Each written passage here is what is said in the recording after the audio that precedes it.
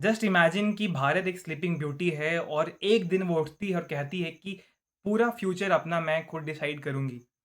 ये बहुत ही फ़ेमस एनालॉजी है जो कि बी आर अम्बेडकर ने अपनी किताब पार्टीशन ऑफ पाकिस्तान में स्टार्टिंग में ज़िक्र करी है।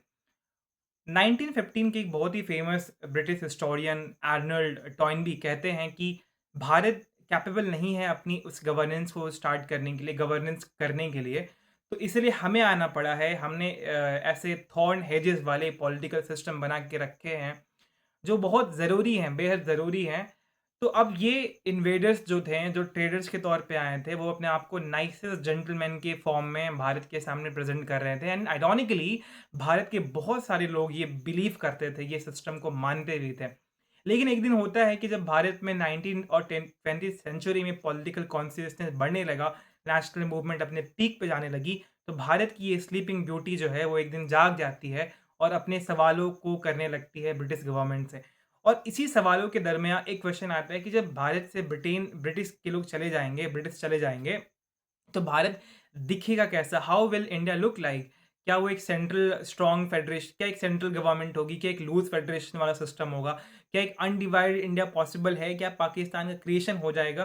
तो वो there were many questions which needed to be answered और इसी आंसर को ढूँढने के लिए हम इस बुक में बी आर अम्बेडकर को समझने की कोशिश करते हैं कि Pakistan was never a idea जो एक दिन में चीज़ें हो गई हैं। इट वाज़ नेवर कि Jinnah thought and Pakistan was created. It was a sequence event जहाँ पे 1937 में इलेक्शंस होते हैं, 1940 में लाहौर रिज़ोल्यूशन पास होता है। पाकिस्तान भले ही पाकिस्तान एज़ अ नेशन की जो बीज़ है, पॉलिटिकली नहीं एक कॉन्सेप्ट के तौर पे भी देखा जाए तो it it all started way back in 1905।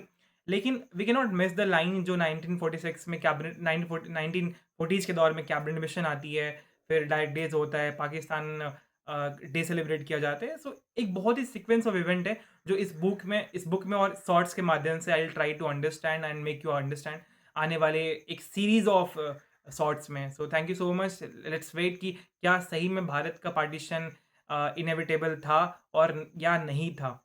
Part 2 में हम इसी को जानने की कोशिश करेंगे। Thank you so much.